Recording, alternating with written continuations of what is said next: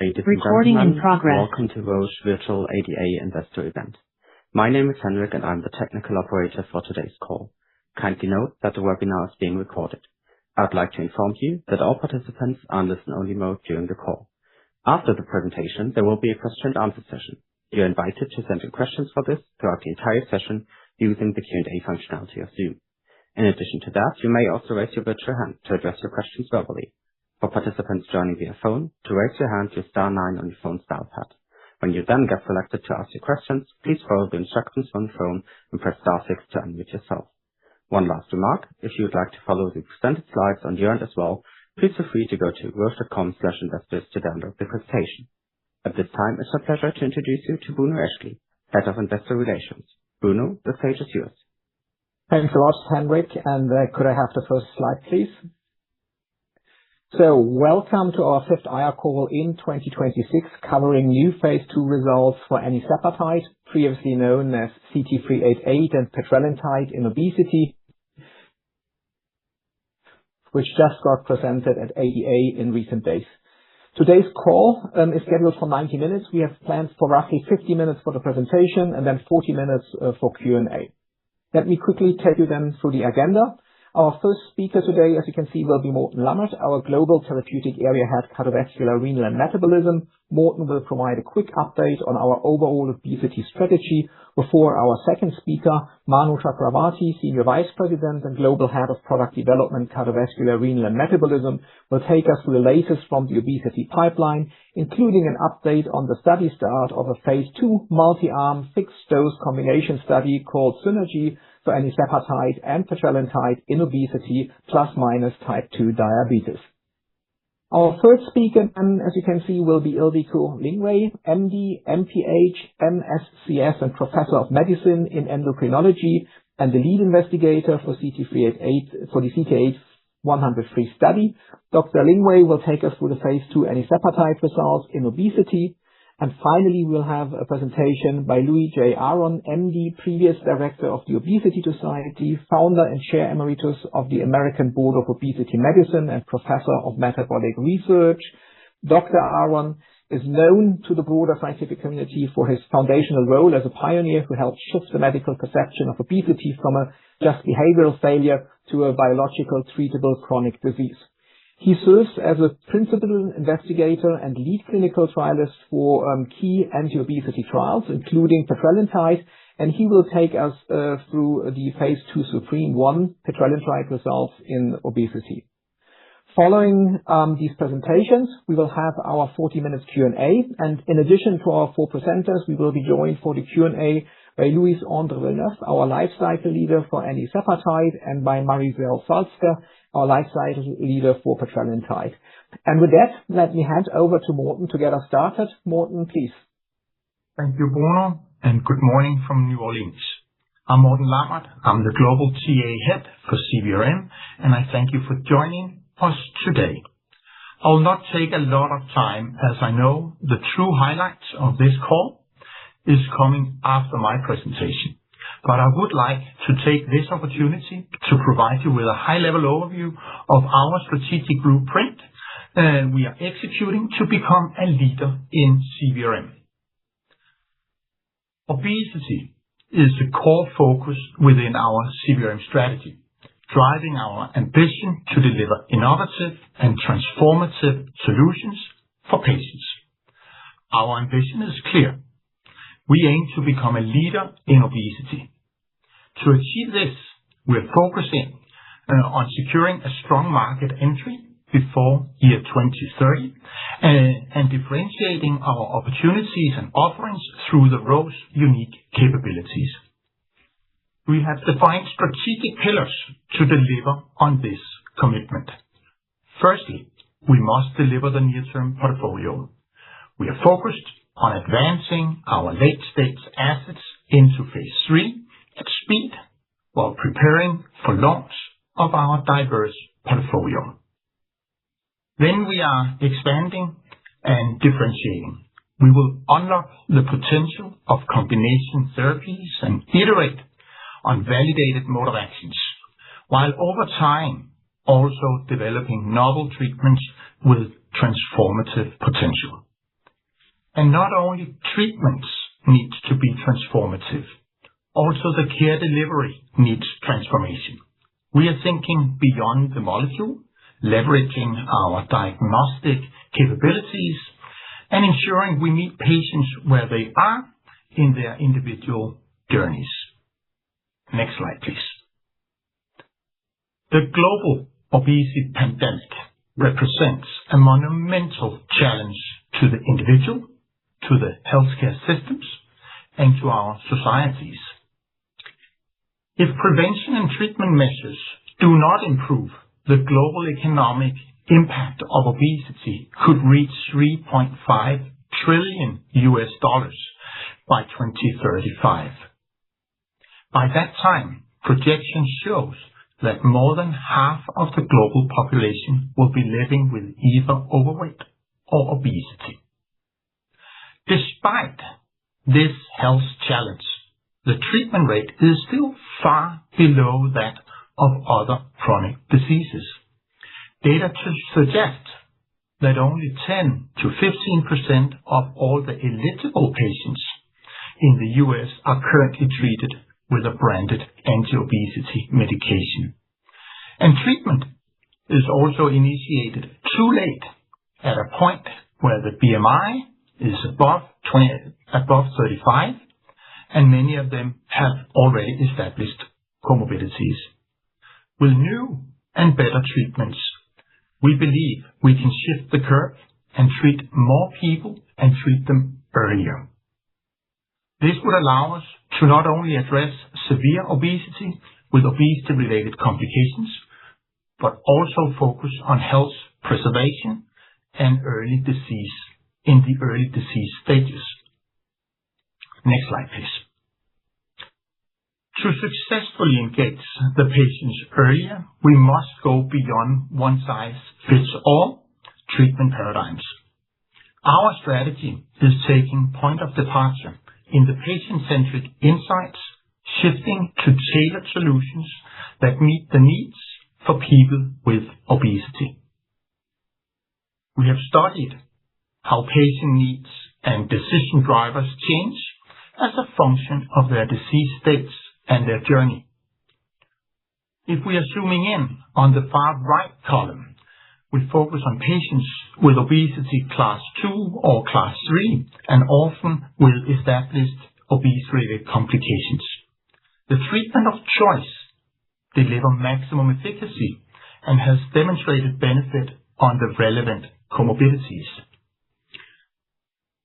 And to achieve this, patients are actually willing to accept some side effects and of the treatment and discomfort that to get that more and higher potency. Left column are people earlier in the disease journey. They know it would be healthy and good for them to lose pounds, but would most likely not consider themselves as living with a chronic disease. Majority of people in this group are looking for 10 to 15% weight loss that can be achieved in the most gentle and the most convenient way. In other words, they make a trade-off between the efficacy, the convenience, and in particular, tolerability relative to the first group. This is why we need patient-centric approaches that is critical to deliver treatment solution matching the different patient needs. Our go-to-market strategy align with these changing needs, from specialized care for the high-risk patients to primary care and direct-to-patient approaches for early intervention and for health preservation. Next slide, please. Lastly, we are entering the next era of obesity management and expect continued and significant market growth over the coming decade. In addition to pricing and accessibility, we see three main drivers of this continued market growth. If we start from the bottom, a continued inflow of AOM naive patients is driving the market expansion today and will continue to contribute to market growth over time.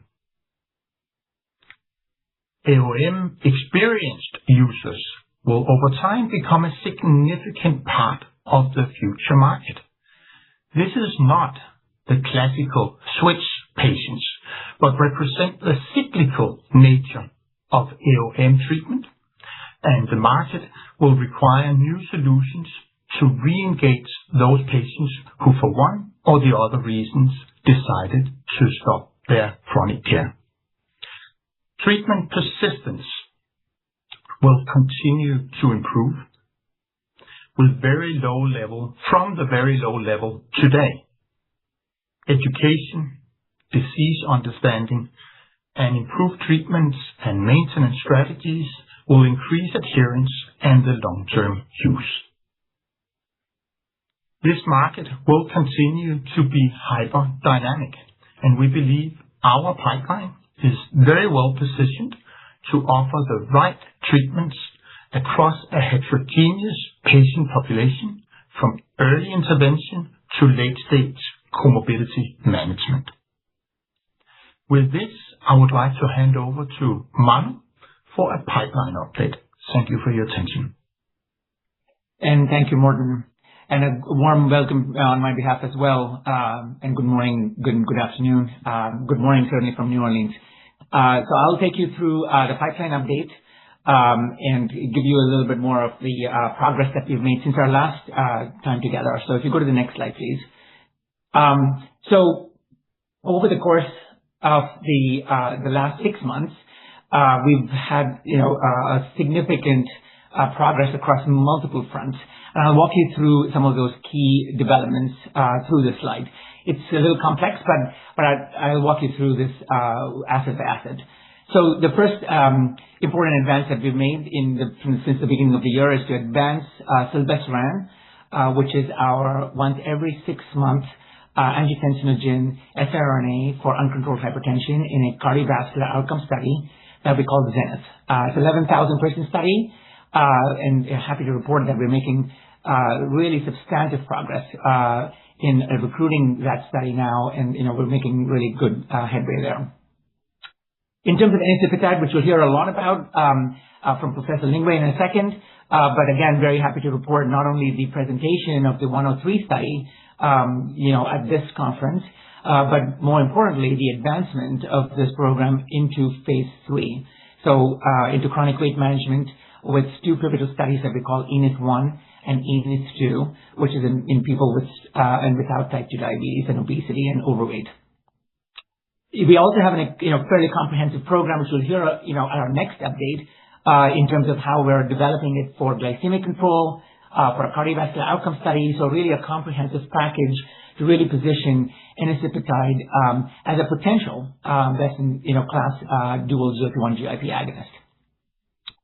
In terms of additional progress, pegozafermin, which we have now completed the full integration with 89bio. So the company was acquired in October of 2025.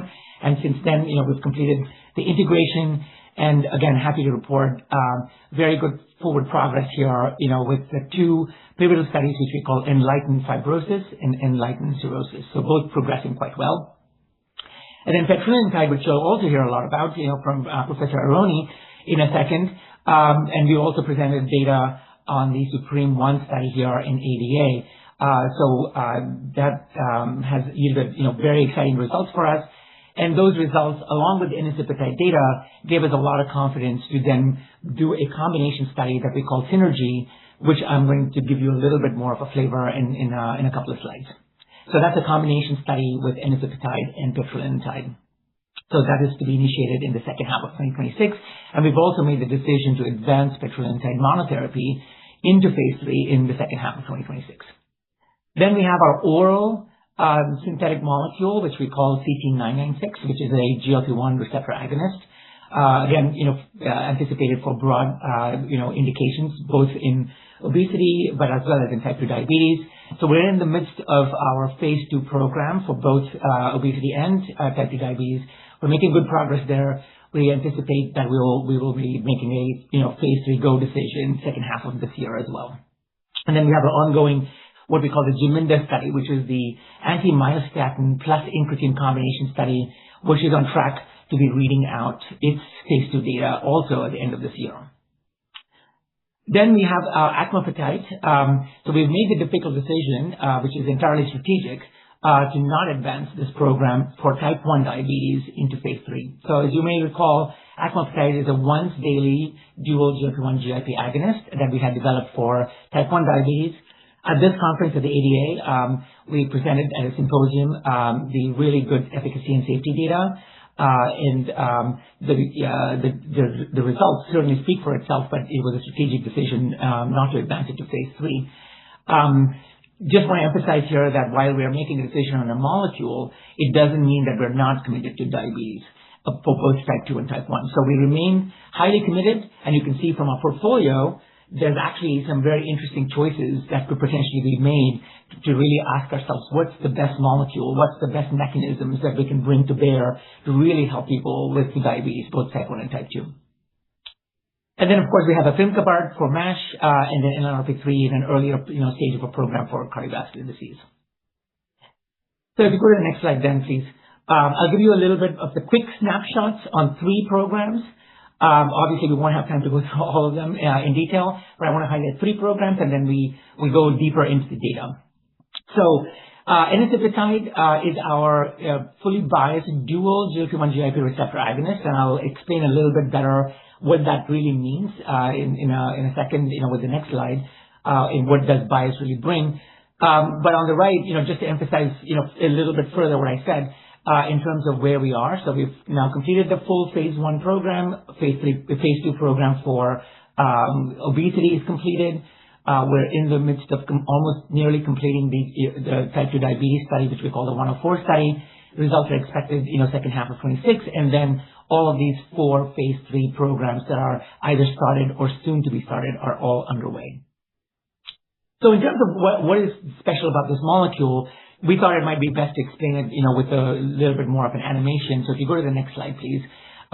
This introduces, the concept of signaling bias, which is really the mechanism of action which provides this molecular multiple organs and play a critical role in metabolic control. After eating, incretin hormones, GLP-1 and GIP, are released and bind to their receptors on cells throughout the body, triggering the conversion of ATP into cyclic AMP, a messenger molecule that drives key metabolic functions, including insulin secretion and appetite regulation. However, this signal is naturally short-lived, as binding of endogenous incretins lead to phosphorylation of the receptors, allowing for recruitment of beta-arrestin to the activated receptors, leading to receptor desensitization and internalization. The dual GLP-1 and GIP receptor agonist mechanism is being further evaluated for type 2 diabetes and chronic weight management. Enicepatide, CT388, is an investigational, subcutaneous, once-weekly, fully signal-biased, dual-acting GLP-1-GIP agonist. Enicepatide exhibits biased signaling at both GLP-1 and GIP receptors.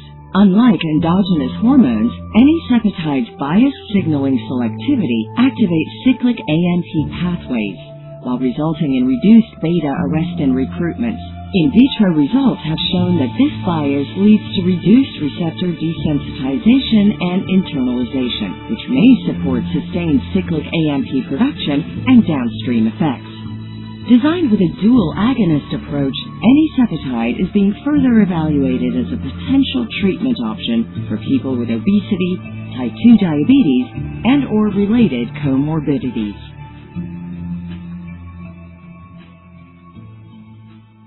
So, of course, that signal bias, we've seen, the benefits of it in preclinical models, several different studies, as you can see published here, and the evidence continues to accumulate, and we have some early hints of our, phase 2 data that might support its benefits, and of course, phase 3 will be the ultimate, proof in the pudding, if you will, of, how a signal bias molecule may eventually translate to better efficacy and potentially better tolerability.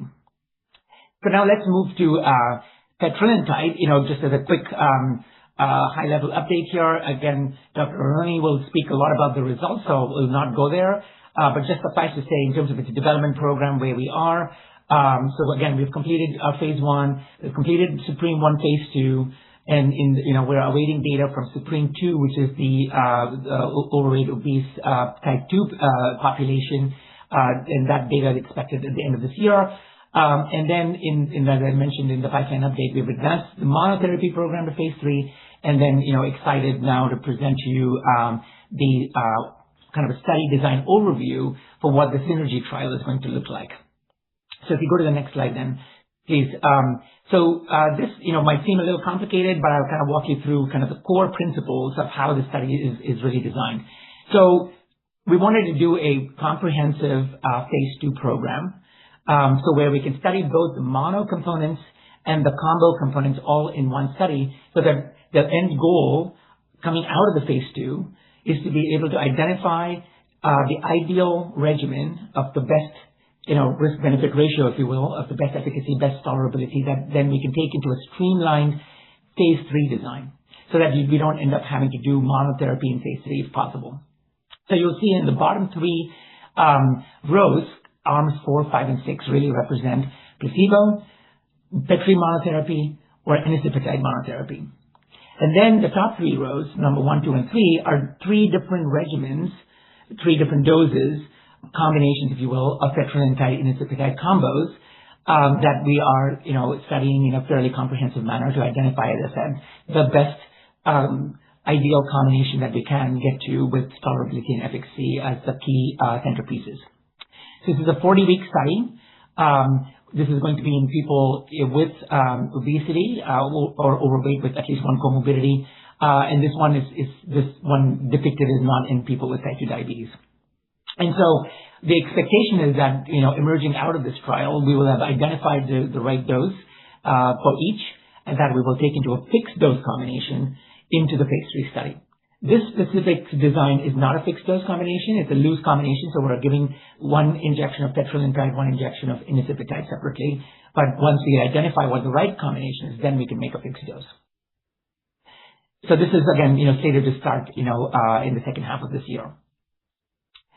Now, my final update on the pipeline per se is on the next slide, which is our oral molecule, CT996. So if you go to that one, please.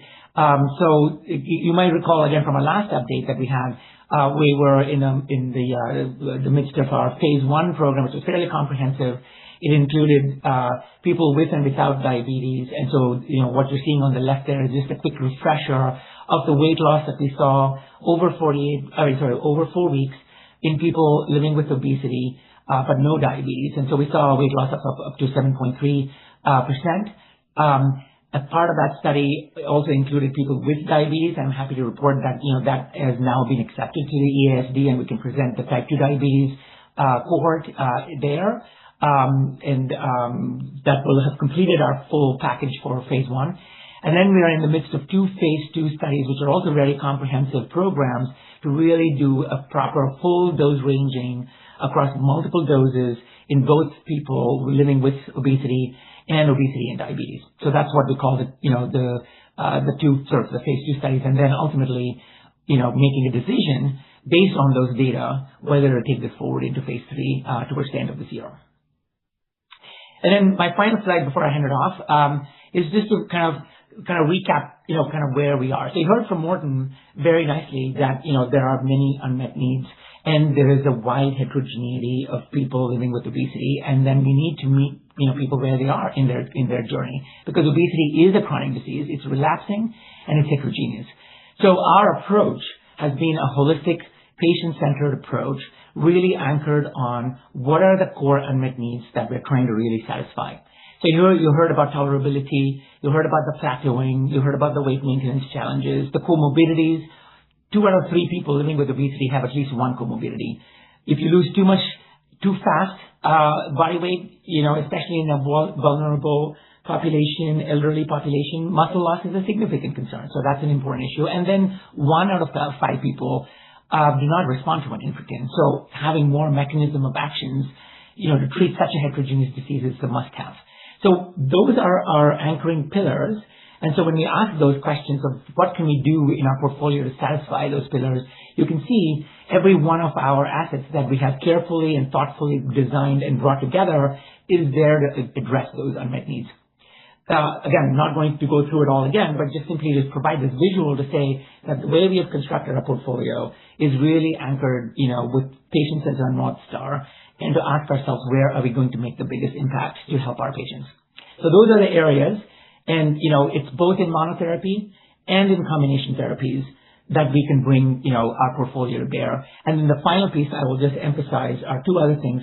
As Roche, one of the advantages that we have is also the benefit of multiple therapeutic areas. So not just CVRM, but we also have, neuroscience, immunology, oncology, et cetera. And so we know that there are over 200 comorbidities in people living with obesity. So we're also looking at what are our other assets, within our other parts of our therapeutic areas that we can, bring in combination at the right times. And then the final piece is, of course, the diagnostics and the therapeutics, both residing under the same umbrella, where I think we all can appreciate how important it is to not only diagnose, monitor, but also prognosticate, how patients are doing. And so having a diagnostic arm that works in tandem, hand in hand with our therapeutics arm is another significant advantage that we see and that we want to bring to bear in its totality to really help patients.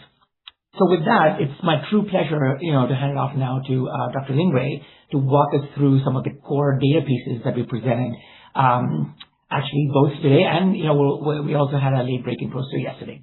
So, Dr. Lingwei. Fantastic. Thank you so much. Hello from New Orleans as well. And it's my honor to present the 103 study results. We can get the next slide. And that's on behalf of a number of co-authors that have worked really hard on this study, as well as all the study participants and the study staff that were caring for these patients every day. These are my disclosures and these extensive collaborations with industry, along with my first-hand experience with treating patients with metabolic conditions and extensive research experience have really informed the way I look at the field and the way I think about what's most needed in our field. Let's move on. There you go. So enicepatide, as you've heard, it's a dual signal biased, both GLP and GIP receptor agonist. It's a once-weekly subcutaneous injection, and it's being developed for treatment of obesity, type 2 diabetes, and weight-related comorbidities. You might remember that the phase 1 trial, which was 24 weeks long, had very impressive results.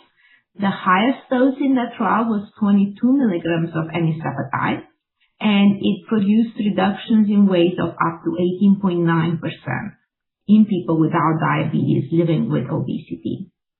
Its safety and tolerability were very reassuring, which means that this compound moved into phase 2, and this is what we're hearing about today. It's the phase 2 study, which was intended to evaluate the efficacy, safety, and dose response of enicepatide in participants with overweight, obesity, but without diabetes. Let's move on.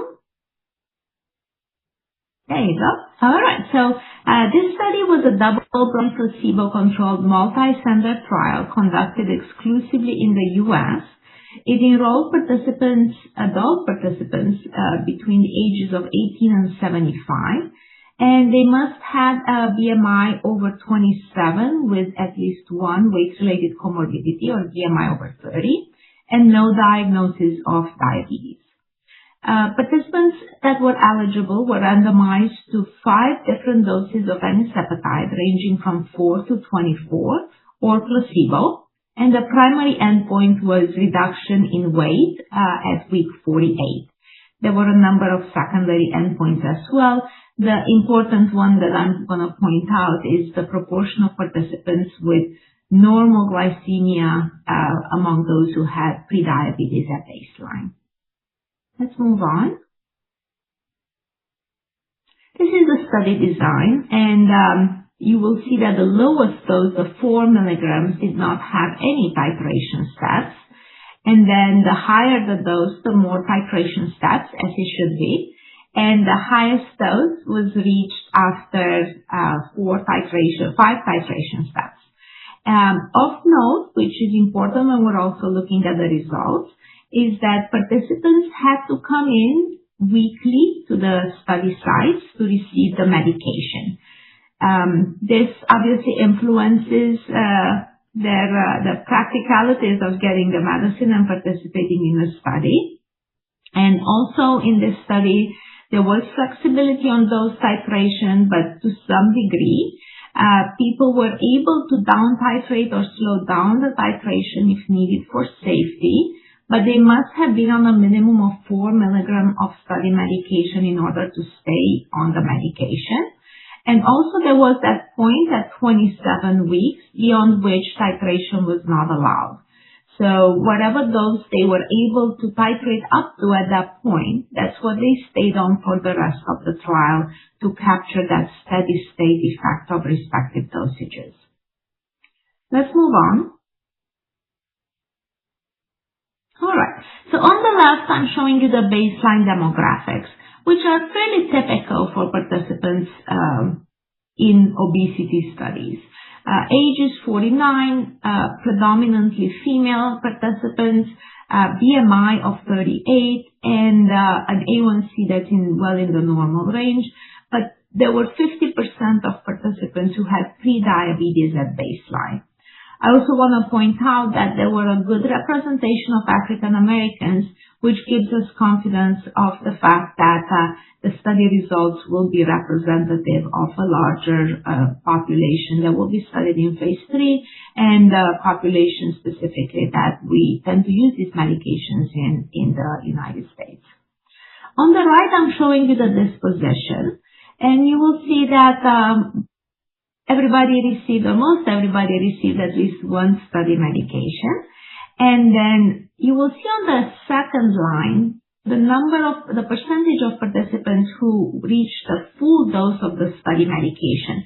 Remember, by week 27, if they were not able to get to their assigned dose, they could not up titrate after week 27. So in this context, happy to report that those on the 4 milligram dose achieved 99% of participants got to their dose. 8 milligrams, 97%, and then in the highest dose, 80% of participants were able to get to that 24 milligram dose. You will see that a study completion that is quite good for the obesity studies. If you followed ADA this year, you would see that there have been struggles in the field with keeping participants in the study. You will see that 34% of participants in placebo stopped participating in the trial and stopped the medication. And that's not unexpected for the field. People now have choices, and if they see that they're not getting the responses that they're looking for, they no longer stay in the study. And also, this number is actually very good for the field as it stands currently. Among people who received enicepatide, anywhere between 14 and 31% stopped the study medication. And I have to point out that I think this is a small study, and the 12 milligram dose had an unusually high discontinuation rate, but it stands out, and I would look at the totality of the data and see that in all the other arms, including the highest dose, the 24 milligram arm, had only 19% discontinuations. And if you look on the last line, that's the most important one, how many people actually discontinue due to adverse events. And this is not just GI adverse events, any adverse events. And you see that the discontinuation rate because of adverse events is extremely low. Let's move on to the study results. There you go. This is the most important slide. So people treated with the highest dose, the 24 milligrams of enicepatide, reduced their weight down by 22.7% at the 48-week mark. That represents a placebo-subtracted difference of 22.5%. And you would appreciate that that line is quite steep, still going down. So it's anticipated that with ongoing care and ongoing treatment, people will probably lose quite a bit more than 22% of their body weight. On the right, I'm showing you the treatment estimate, and with the highest dose, the 24 milligrams, the placebo subtracted weight decrease was 18.3%. I also want to point out that even the lowest dose, the 4 milligram, which required no titration, it's a one-stop shop, achieved quite meaningful weight loss with 6.7% body weight loss by the end of the 48 weeks. Let's move on. So these are important secondary endpoints. On the left are the categorical weight loss data, and you will appreciate that the overwhelming majority achieved 5% body weight loss. When you look all the way to the right-hand side, and it's probably unprecedented to see 30% weight loss category in these graphs. It's something that we just recently added to our graphs for various studies, because not until long ago that was not even a number that we would dream of. But 26% of the people treated with the highest dose of enicepatide achieved 30% body weight reduction. That's in the range of bariatric surgery, and that's quite impressive, especially coupled with the on-treatment retention that we have seen in this group. On the right, I'm showing you the percentage of people who achieved normal glycemia if they had prediabetes at baseline. So you will see at the bottom what denominator we had for each of these groups. Remember, about 50% of participants had prediabetes at baseline, and up to 73% of people just within 48 weeks, they reversed from prediabetes to a normal glycemic state. Let's move on. And these are the side effects, and overall pretty well tolerated for a GLP-1 receptor agonist.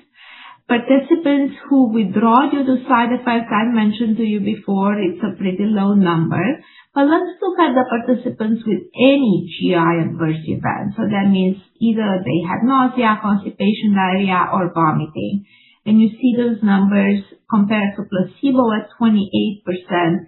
These range between 47 and 55 across the various enicepatide treatment groups.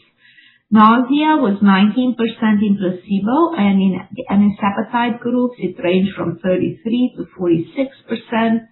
Constipation, around 25% across the various groups.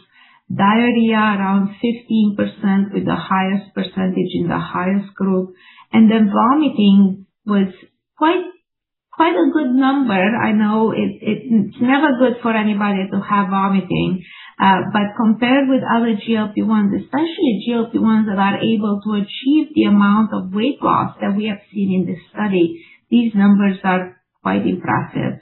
So with the lowest dose, 8%, and then the highest dose, 21%.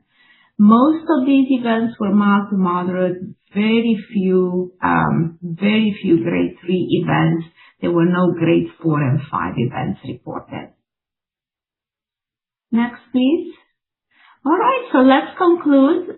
This was the first phase 2 trial of enicepatide, and it demonstrated clinically meaningful, very statistically significant dose-dependent weight reductions of up to 22.7% at 48 weeks of treatment. In the highest dose arm, the 24 milligrams, the percentage of participants achieving 10% and 20% weight reductions was 87% and 47.8% respectively. Among those with prediabetes, 73% had a reversal to normal glycemia. And then I've shown you that fewer participants actually discontinued treatment in the active groups than in the placebo, underscoring the favorable benefit-risk profile. Thank you, and I will pass on back to the team. Hi, I'm Dr. Louis Aroney, and you've heard my introduction before. I was involved in the development of this trial, Zupreme-1, which was presented here at the ADA in New Orleans, where I am. Across the street, I can see the convention center across the street. I'm looking at it longingly because I haven't been there today for the first time in 5 days. I want to point out that in a different universe, amylin analogs would be the primary drugs for the treatment of obesity. When amylin, the first amylin analog, which was pramlintide and exenatide, first GLP-1, were approved in 2005, almost simultaneously, we found in using them initially for weight loss that pramlintide and the amylin action seemed a little bit better than the GLP-1s because it had fewer side effects. It was more tolerable and produced very good weight loss. And we published several papers back then looking at the weight loss. But for reasons that I still can't understand, but I'm sure the industry does, it was not developed for obesity at that point in time and was used for a very narrow indication, which was along with insulin in people with type 1 diabetes. But now we're beginning to see that there are amylin analogs. May I have the next slide, please?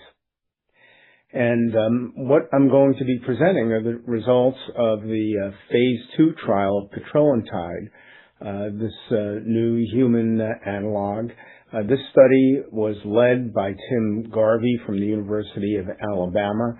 I was on the steering committee for this trial and helped to develop the treatment paradigm. Next slide, please. And these are Dr. Garvey's disclosures. Next slide. So you're well aware that obesity is a heterogeneous chronic disease, and pharmacotherapy we're seeing makes a lot of sense. Despite many advances in the development of obesity medicines, treatment persistence is a big issue, and it remains low for a number of reasons, including side effect profile. Petrelintide, which has a half-life of 10 days, is being developed as a weekly injectable for long-term obesity pharmacotherapy.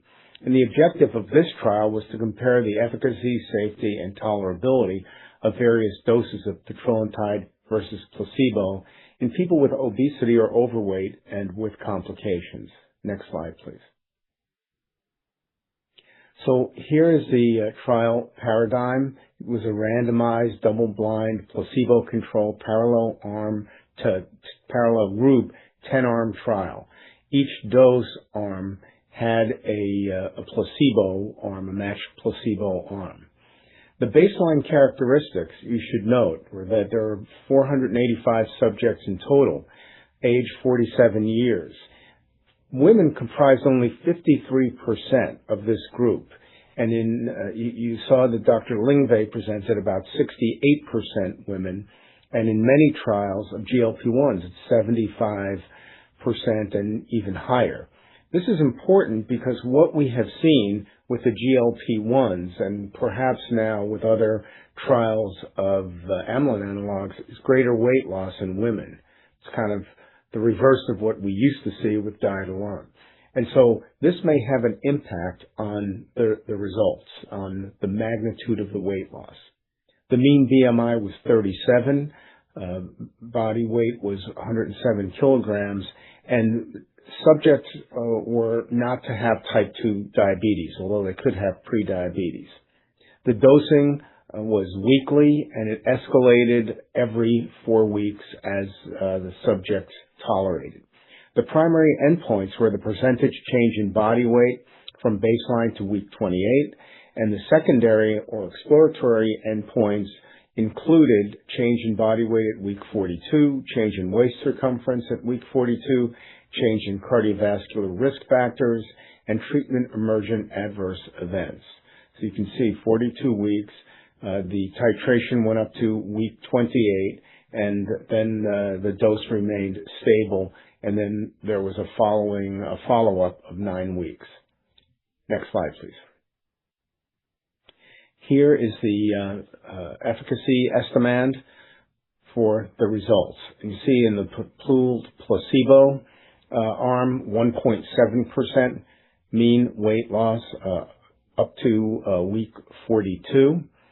And the various doses, which you can ask the company about, the apparently lowest dose, dose 1, 8.7%, up to dose 5 was 10.2%, but dose 3 in the middle in pink was 10.7%. That seemed to be the greatest efficacy. So placebo subtracted weight loss of 9% to week 42, but the trend continues to be down. Next slide, please. If we look at cardiovascular risk factors, and this is a small selection of them, we see that waist circumference, which is a very good summary of where the cardiovascular endpoints are going, ranged from 7.9 to 10.8 centimeters, very good reduction in waist circumference and proportional to the amount of weight that was lost. If we look at C-reactive protein, a key measure of inflammation, it went from a 17% up to a 41% reduction in the various doses. And triglycerides similarly went from a 12% to a 21% reduction over the period of 42 weeks of treatment. Next slide, please. Now, here is the most important slide for this trial, and that is pooled petrelintide versus pooled placebo adverse events. And you can see that in the far left column, they're virtually identical. And this is, I don't want to say unprecedented, but we have not seen so few adverse events in a treatment group compared to placebo. At least I haven't. And if we look at serious adverse events, you see that they are identical. This is really a striking finding. So that while the magnitude of the weight loss may not be what some people would want, or it may just take longer, the safety profile here is quite remarkable, really remarkable. In the middle, we see the mild, moderate, and severe side effects. And you see again parity and perhaps fewer severe side effects in the severe group. So there were fewer severe side effects in the treated group versus the pooled placebo group. And finally, in the right column, you see adverse events leading to discontinuation and virtually identical. So a very, very good side effect profile that I think if side effects are an issue for a patient, this would be what I would use. Next slide, please. Here we look at selected GI adverse events, and most of them were mild. You can see that over 3/4 were mild, and they were reported during dose escalation. That's typically what we see in our trials, is whenever the dose goes up, you may have an increase in the incidence of adverse events.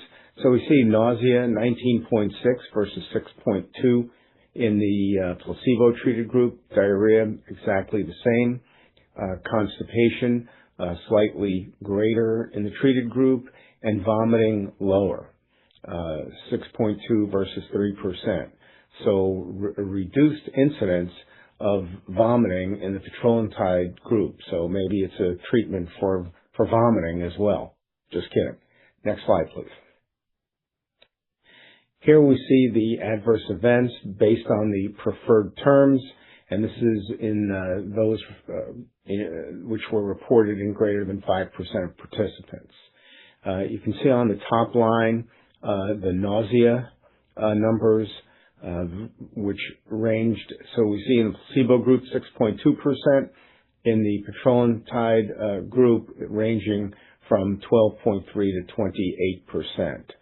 We see some fatigue, which we often see. Again, clinically, I'm not sure how important that is. Diarrhea, a small increase, injection site reactions, not many, but there, and then constipation. And then the usual side effect profiles that we see in our clinical trials. The one I'd like to point out at the bottom is vomiting. If you look at vomiting, you see that the numbers ranging from 0 in two of the doses to 8.5%. And this variability is undoubtedly because of the small size of this trial. But the point is that these are very, very low numbers, and the pooled group, 3% versus 6.2% in the placebo group, is very, very exciting to see, because vomiting is extremely unpleasant in some cases and is a reason why people drop out of our studies. Next slide, please.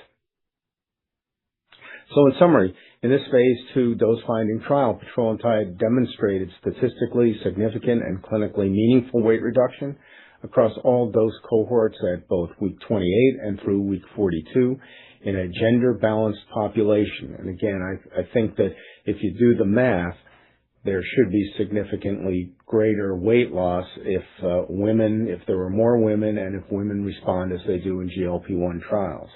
The treatment was associated with improvement in cardiovascular risk factors. It was well tolerated, with rates of GI adverse events and serious adverse events that were similar to placebo. And in conclusion, these findings support the potential of petrelintide as an effective and well-tolerated obesity medicine with a distinct mechanism of action. Could be added to other compounds, for example. And these properties offer the opportunity to improve longer-term medication persistence, because I think the reduced side effect profile is going to be very exciting. So thank you very much. And the phase 3 studies are scheduled to initiate in the second half of 2026, and we eagerly await them. Thank you. Thanks, Dr. Aronne. And with that, we will open the Q&A session. The first questions go to Graham Parry from Citi. Graham, please. Great. Thanks for taking the questions. So first two questions for Dr. Lingvay. The 12 milligram group, the CT388, had a very high 40% dropout rate due to adverse events. It was double what we saw in 24 milligram. If you can, is there any additional data around what explained that? Was there any specific sort of AE that was causing the dropout there? And then secondly, a question for Roche. Are these the dose titration schedules that you'd be looking to use in phase 3 monotherapy? And then the last question is, when you're talking about looking at fixed dose combinations for phase 3 for the combination, is that fixed dose in a single device? So unlike what we've seen with CagriSema, for example, where you have a dual chamber pen. Thank you. I guess I can kick it off with my question. And, this is a phase 2 trial with small numbers of participants. So you would imagine that any sort of occurrence of extra 1 or 2 events will influence the numbers quite significantly. And that's why I said that you need to look at the totality of the data across the five treatment arms and look sort of at the trend across them. The 12 milligram group was definitely a little bit odd, but the 14% dropout rate due to adverse events was not due to any specific adverse event. It was just a smattering of this and that. I also want to remind you that these participants had to be at the site every single week to receive their injection. And that does influence your willingness to stay in a trial when so many other external factors might influence your ability to come to the site on a weekly basis. And I'll take the other questions on the FDC and the titration. So the FDC, so one of the advantages of petrelintide is that it doesn't fibrillate. And therefore, it is compatible with other peptides. So we are able to take advantage of that property and therefore provide that into one single cartridge. So it is not a dual chamber device, it's a single chamber device. Both will be in the same cartridge. Regarding titration, so this is an every 4-week titration, but as we learn from the field, and both Dr. Aronne and Ingrid can add to this, we know that patients will require some degree of flexibility And so, in all of our trials, we have, been very thoughtful in terms of providing such flexibility. So while it's, every 4 weeks, there are provisions in the protocol that allow some flexibility to, take some time to get to the next dose if they need to. There's a flexibility to down titrate. There's a flexibility to stay on the same dose. And so there's multiple avenues provided to participants to get to their assigned top dose. So flexibility is an important component of it, but the titration is on protocol. It's every 4 weeks. Graham, did this answer all your questions? Do you have any follow-on questions? So actually one follow-on. Just in terms of the combination, why would you be varying the petrelintide dose? I mean, it looks like you just took dose 3, which looks like it's already optimized with no vomiting, and then varied the CT388 dose. That would be the sensible way to do it. Why do you need to vary the petrelintide dose in the phase 3? So we haven't disclosed all of the doses yet. So when we do that, you'll see the full dose ranging there. So we're going to, take a full look at all of the, factors now that we have the full data set. But, the goal here is really to try to find the optimal balance. As you can imagine, we want to maximize tolerability, while also, really maximizing efficacy. So I think it's a balance that we will look at. Thank you. Mm-hmm. Very good. Then we move on. Next questions go to James Gordon from Barclays. James, please. Hello, James Gordon from Barclays. Thanks for taking the questions. The first one was on any as a monotherapy. So is the hope that you show superior weight loss versus step down in obesity? And I heard the comments about, and we heard quite a lot of this at the conference, about patients in the placebo arm now end up just going and getting themselves GLP-1 therapies anyway, so it makes it harder to show a difference. So would you actually think about then putting an active comparator so you can say you're better than something else and not have this issue, all the placebo patients just self-medicating with the GLP-1 anyway? And similarly, in terms of differentiation for any, including the Petri combo, so I think Lilly are already doing something similar in terms of doing GLP-1 GIP with their amylin, and they've already started the trial there. So the thinking on the differentiation there? Okay, so I can take that. So regarding the head-to-head, again, we're in the middle of, getting our clinical development plans all finalized. So as I mentioned to you, we have, of course, a comprehensive chronic weight management program, but we also have a very comprehensive glycemic control program. So in those studies, we anticipate that we will do head-to-head studies. We're fully aware that, retaining patients in a placebo-only arm is getting more and more challenging. And you already saw the hints of the data that Dr. Lingwei showed. 34% of people on placebo dropping out. So fully aware, recognizing that, as an issue. So head-to-head trials will be, part of the package. We are also going to have, long-term extensions as part of the package of keeping patients in trials, as a way to, provide an incentive. So after they finish their main, what we call the primary intervention period, they will be invited to participate in a long-term extension. So that's part of our program as well. And then in terms of differentiation, great question, and we spend a lot of time obviously thinking about that every day. I think the way to think about it is on multiple fronts, right? So it cannot just be can we get an extra 2% weight loss? And would that be a differentiator at the end of the day? So, we have to think a little bit more broadly. So I mentioned already two of them. One is, a package that includes head-to-head, package that includes long-term, extension, a package that includes the flexibility of dosing. So we're working on making, the devices, highly patient-friendly. So multi-dose pens, for example. And then ultimately, when we really think about overall differentiation, we have to also think about, what are the patient segments that we really want to go to. So, one differentiation, and again, we'll await the 104 study, with the enicepatide, which is a phase 2 study in type 2 diabetes. We believe that the characteristics of the molecule, plus the phase 1 data that we have seen, and all the, the vast body of evidence that we have in the preclinical space, has the potential that, enicepatide can have a differentiation on glycemic control.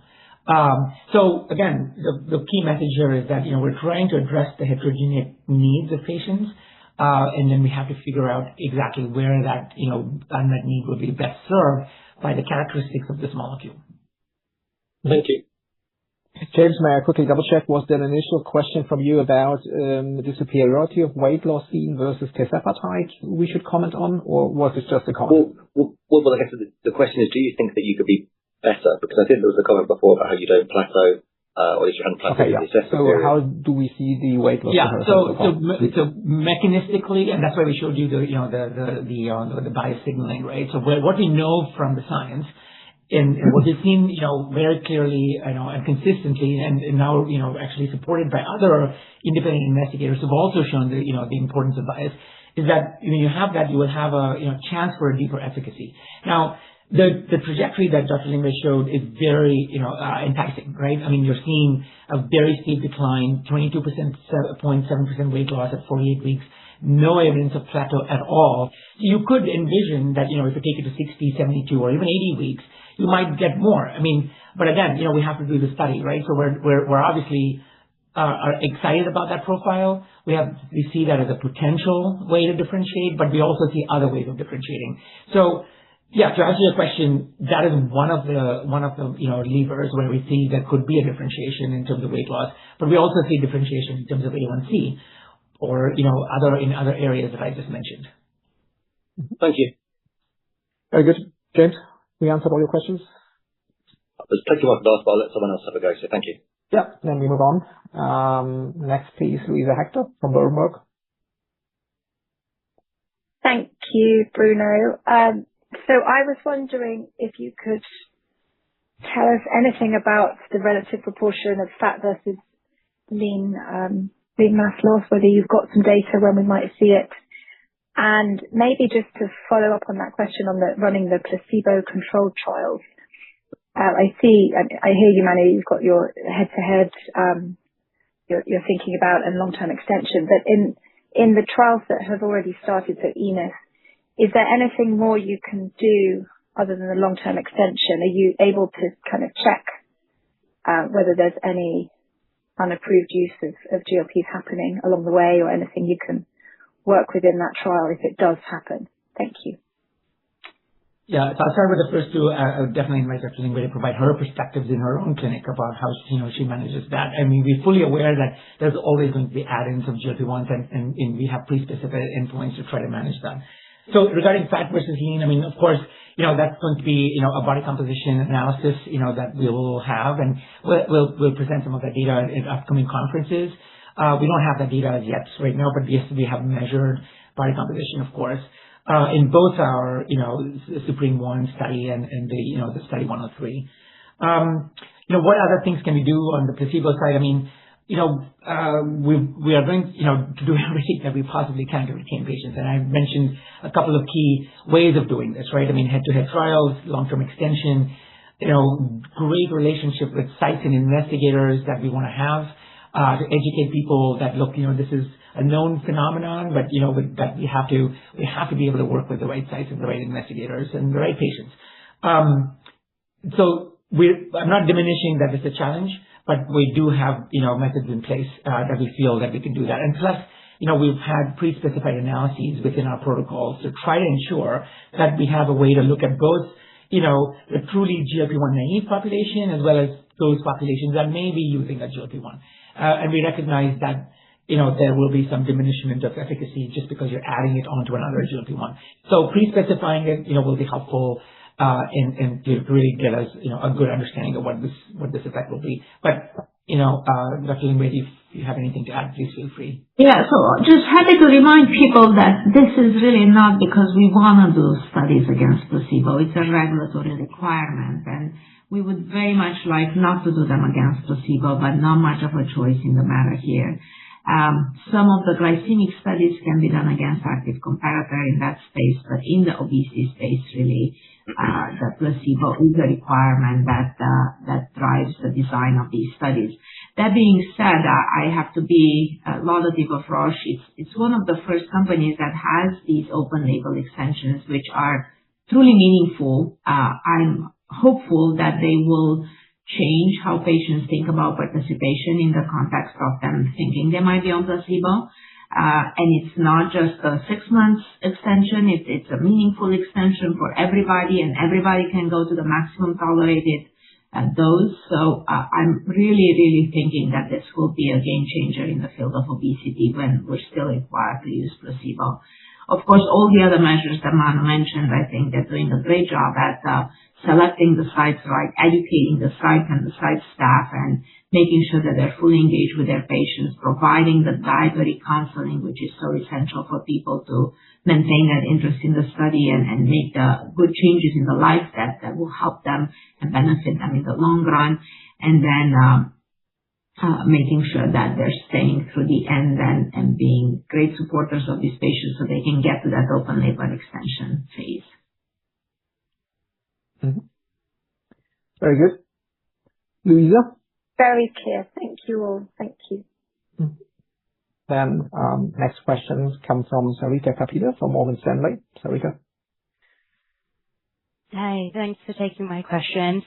So Roche has previously talked of potentially dosing CT-388 above the 24 milligrams tested in phase 2. How much of a barrier is the 20 to 30% vomiting diarrhea to pushing the dose higher?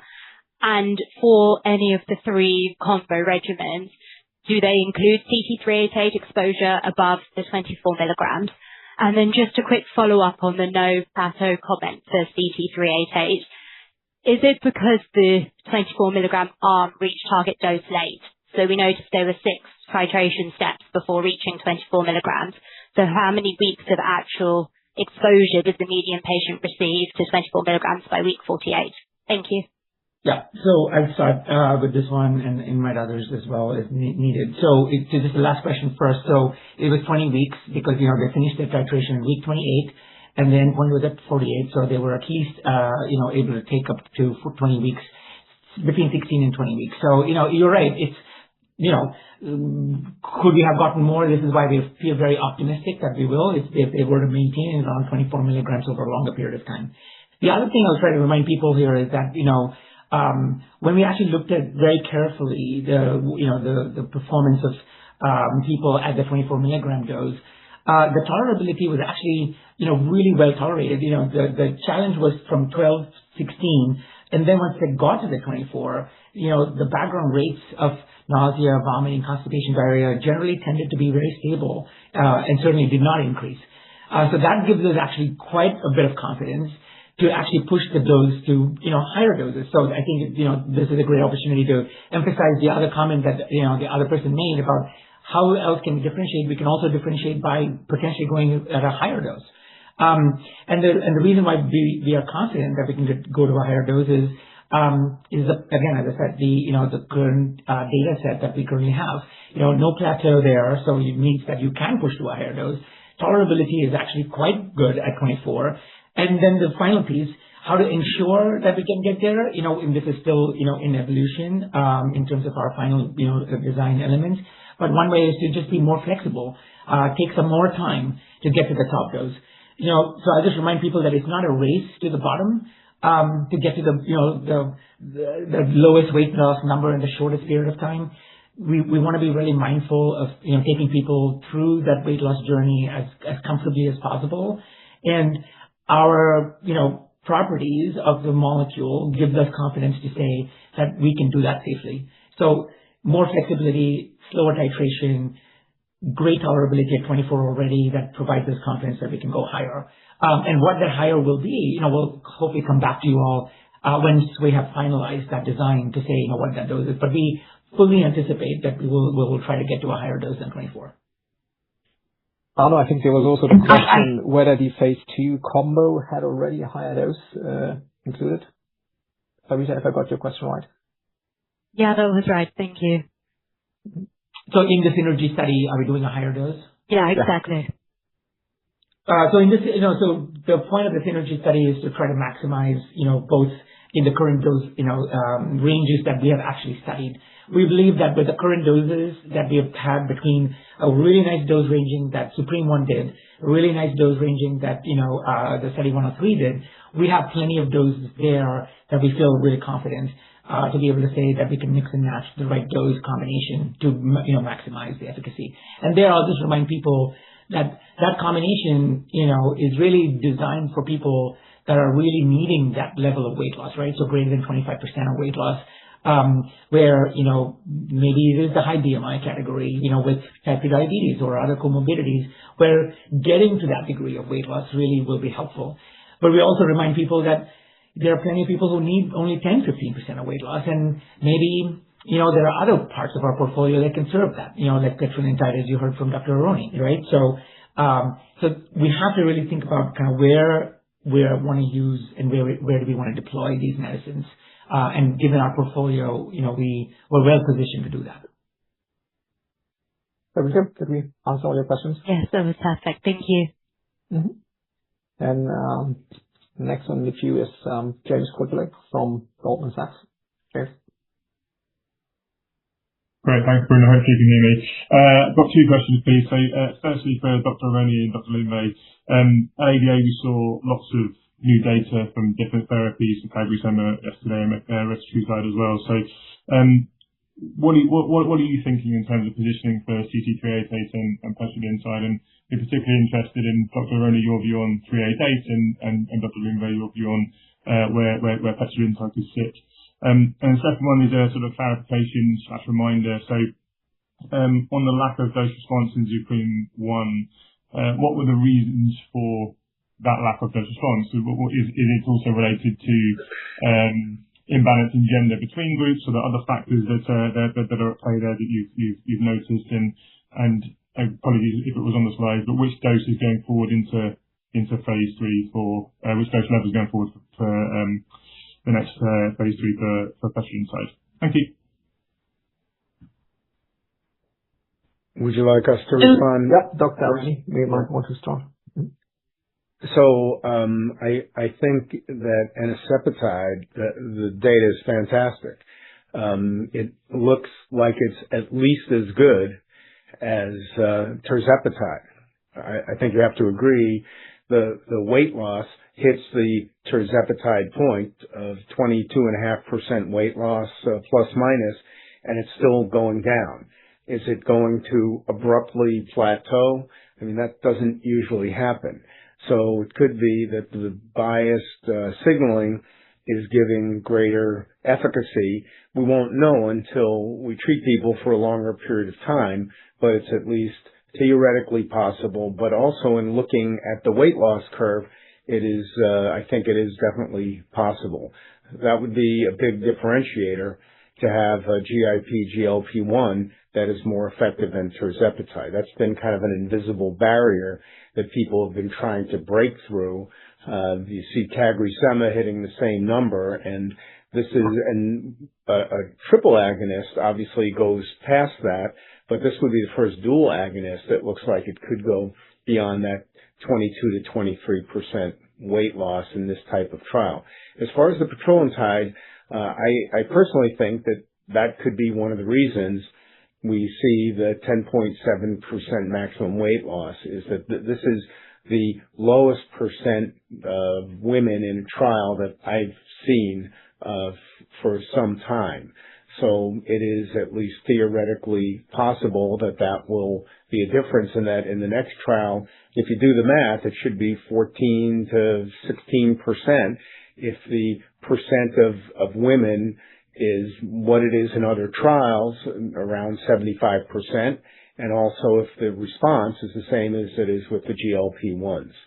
So, we'll just have to see those.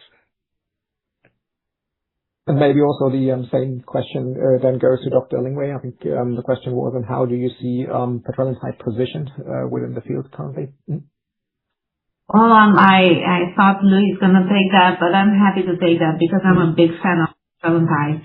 I think its safety profile is so compelling that it's going to be the first-line therapy for a lot of people, and especially in the primary care field where they don't have the energy time or just multitasking ability to deal with all of these side effects and the multiple prescriptions and the multiple dose escalations. This is an ideal drug for primary care patients and for really the way more than half of the population that needs weight loss, and it needs weight loss in the range of about 10% or so, give or take, while improving their cardiovascular risk. And we've seen that petrelintide does that very nicely. It improves blood sugar, improves cardiovascular risk factors like blood pressure and lipids and CRP. And therefore, it's really a nice, gentle drug to deliver the type of weight loss that most people need. I'm also excited about the potential of exploring and using an amylin-based therapy like petrelintide in people that are older, that are more frail, that perhaps have more false fractures. Many of those people would benefit from weight loss, but currently we're a little bit timid about intervening with the agents that we currently have because of the risk of muscle wasting and the risk of additional falls and fractures.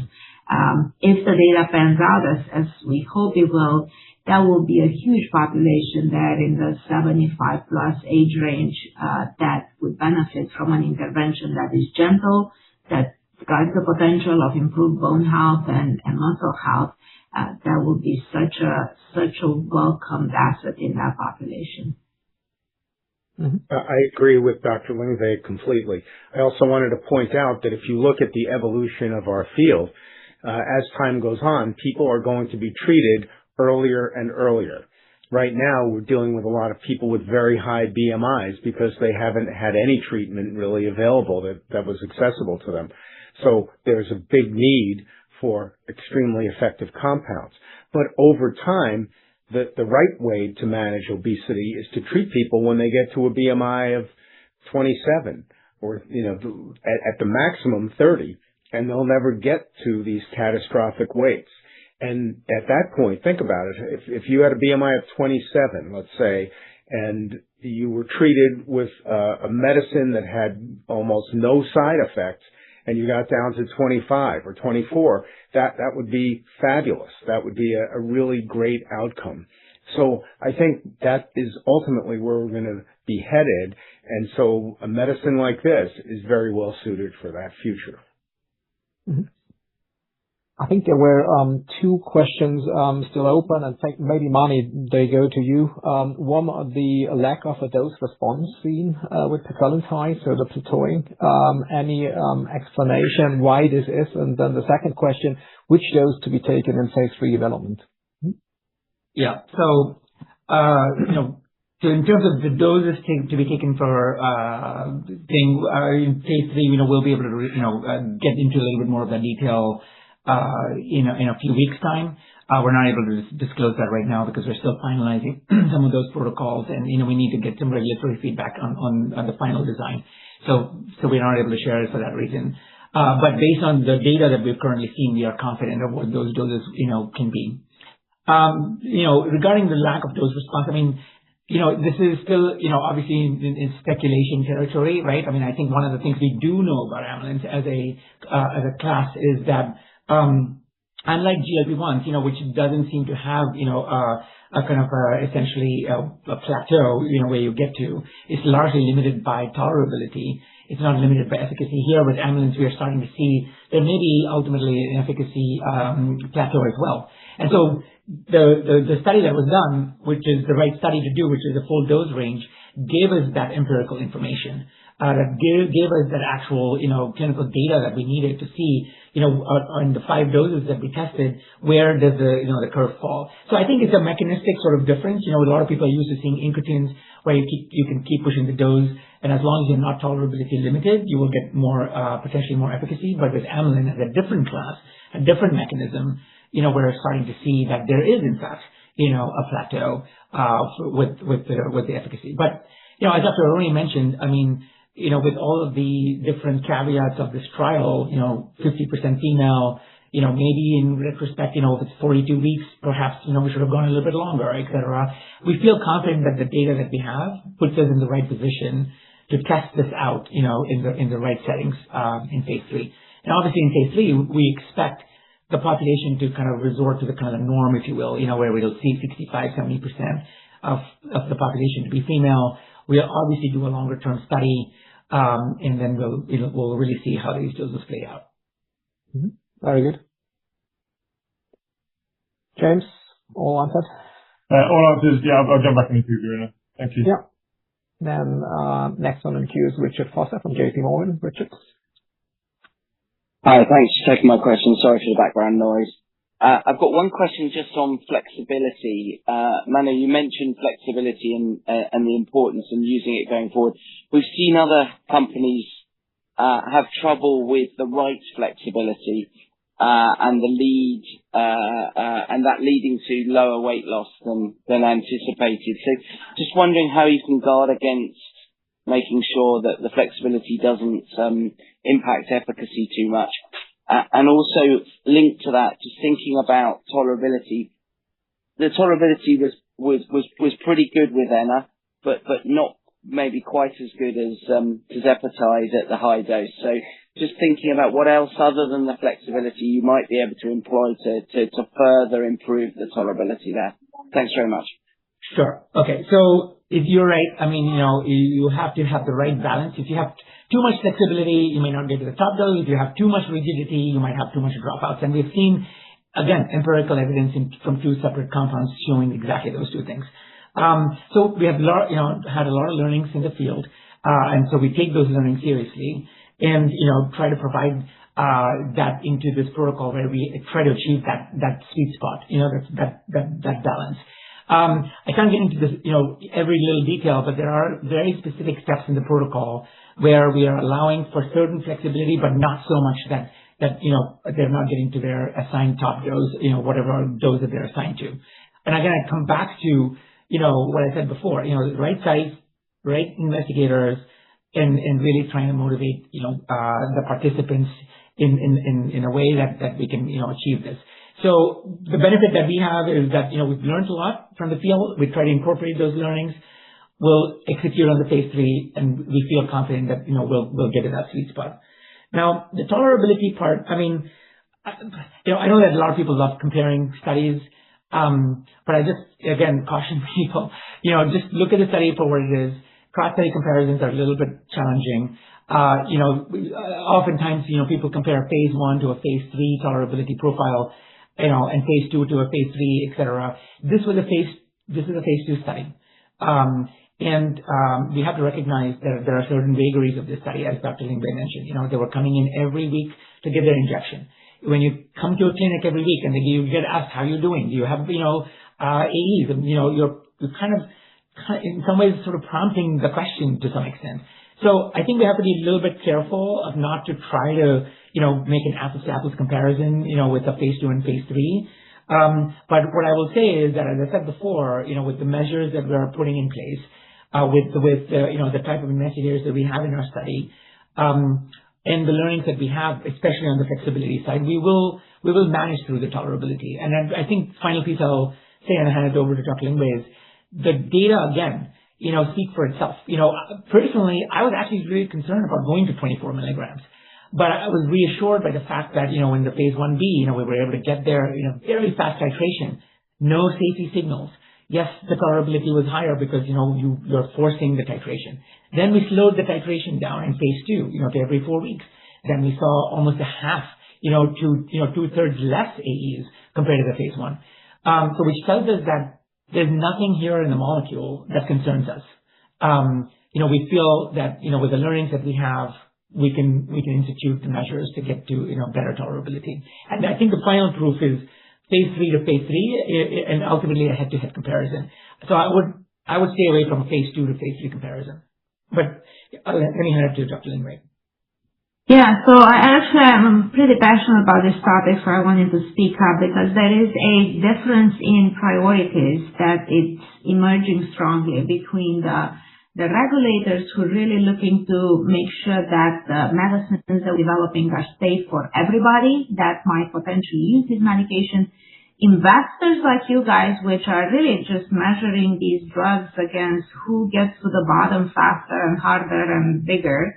And then the patients and those who care for the patients who really want the right therapy for the right person.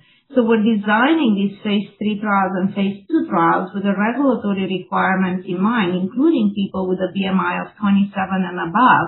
But then we're studying these drugs and pushing people to these highest dose drugs, expecting 20, 30, 35% body weight loss. And the reality is most people, not only they don't need that, they should not get that, and we're hurting them by pushing them there. So yes, to marry all the interests here, we need flexibility in these studies. We need a lot of flexibility, because if you don't get the flexibility, you're hurting people for participating in the study who don't need that much weight loss, who might have side effects, and there's no reason to push them up if they're doing just fine on the lower dose and achieving the goals that they want. Again, if you'd want a race to the lowest, then we need to do studies that only enroll people with BMIs over 40, or people who truly need those amounts of weight loss that the investors are looking for in order to compare these studies against each other.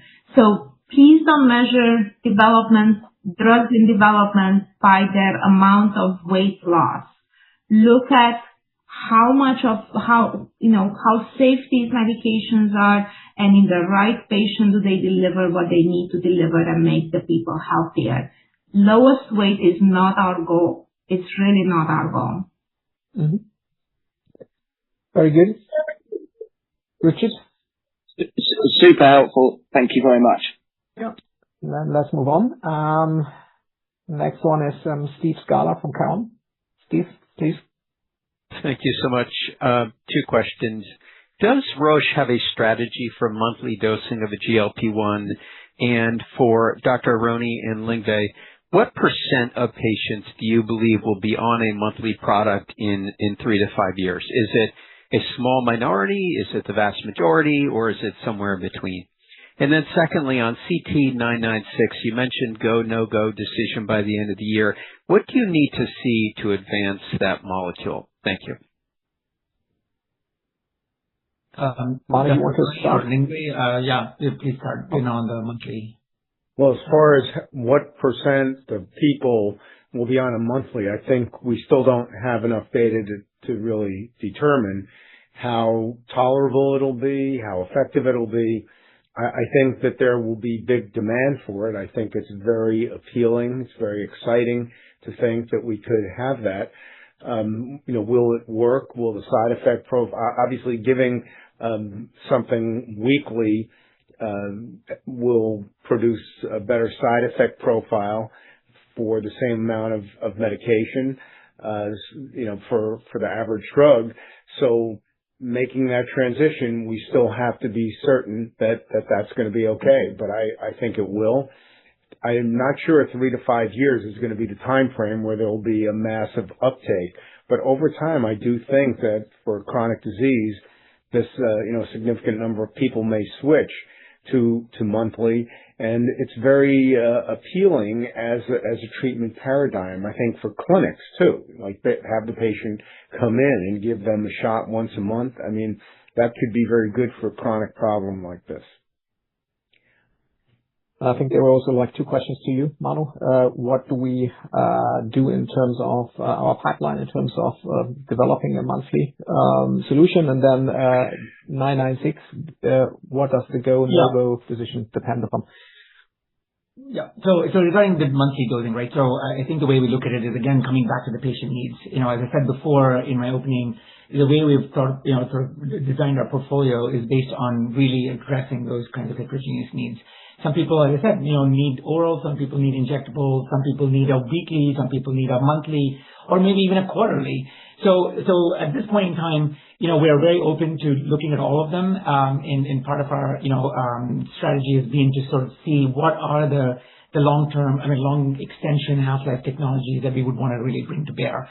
And whether it's monthly or quarterly, et cetera, we can come back to, refining that. But on a strategic level, I think that optionality is exactly in line with our strategy that Morten laid out, right? So we're never going to say it's an either-or situation, because we just are humbled by the fact that obesity is so heterogeneous and there needs at different stages for the same person, actually. So I think we have to be open-minded about where those needs are. But it'll always be guided by the same thing, which is, if we were to bring a long-acting, is this going to significantly improve their quality of life above and beyond what they're already getting with a weekly or an oral? Is it really safe? Can we put somebody on for that long and be really, be really comfortable with the fact that the safety, and the tolerability profile will be good? what are some of the con meds that they may be using, during that period of time. Because again, remember, there's polypharmacy in people living with obesity because they have so many comorbidities. So there may be some advantages to having short-acting compounds, for certain people, very long-acting compounds. So it's really not that simplistic, when we kind of look at it in that way. Regarding 996, we'll obviously look at all of the things that we all look at, when we made the decision for either enzacitide or petrelintide. It's going to be a same set of very rigorous set of assessments, safety, tolerability, weight loss, glycemic control, metabolic risk factor modification, the full gamut, right? Because what we're trying to do with 996 is to position it also for a broad set of indications, which includes obesity and, glycemic control. So I think we have to look at the totality of the data. I can't get into specific numbers of what we need to see, obviously, but suffice to say, it's a rigorous assessment to really make sure that it meets the bar, as the way that we define the bar. So you've heard from Teresa and Levi define what that bar is, and so it has to meet our bars to advance this forward into our phase 3 pipeline. Very good. Then we quickly go on. Next one is Simon Baker from Redburn. Simon? Taking the question, Bruno. Apologies again for the background noise here. Two, if I may. Firstly, just a question on petrelintide itself. There's been a lot of debate over the conference about the importance or otherwise of bias between the various of the three amylin receptors and calcitonin. I just wonder if you could give us an idea of the relative affinity of petrelintide for those four receptors. And then a question for both Dr. Lingvay and Dr. Aroney, and picking up on what Dr. Lingvay was saying, there is a clear disconnect between the market demanding ever higher percentage weight loss and clinicians demanding ever lower GI side effects. And it looks like with petrelintide, you may have a product that fits that profile of about 15% weight loss and very low AEs. So a question to both of you, what proportion of your patients would be adequately treated by a drug with that profile? Thanks so much. So I can take the first one and hand it off to both Dr. Aroney and Lingvay. So as you know from the data that's been presented already in the public domain, petrelintide is what we call a DACRA. So it's a dual amylin calcitonin receptor agonist. It basically has receptor selectivity for both the amylin 3 and the calcitonin receptor. So at this point in time, I think, the data is still, premature to know that, amylin 1 is superior to amylin 3 or not. Yes, on the surface, it might look like, there's more to be had with amylin 1. But again, as I said before, I would caution us to not, come into that trap of cross-study comparisons because, Supreme 1 had baseline characteristics that were quite different. The demographics were different, duration of therapy was different, and so on and so forth. So I think the jury, at least in my mind, my own personal mind, is that it's still out in terms of what is the perfect ratio to have. But I think what we do know from the field is that having some calcitonin can be beneficial, largely because it has, potential beneficial effects on bone, because we use statin calcitonin today in clinical practice to treat osteoporosis. We know from preclinical studies that having some calcitonin actually can enhance insulin sensitivity.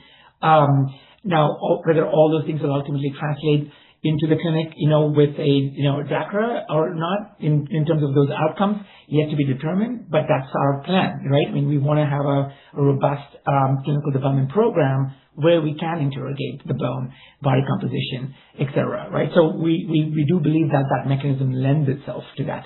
And that's what we're excited by. But I think to over-index on amylin 1 or amylin 3 purely on a cross-study comparison on weight loss, at my own personal opinion, a little premature. But Dr. Aroney, you want to answer the second question? I can jump in real quick because I agree it's a little bit premature to make this forecast.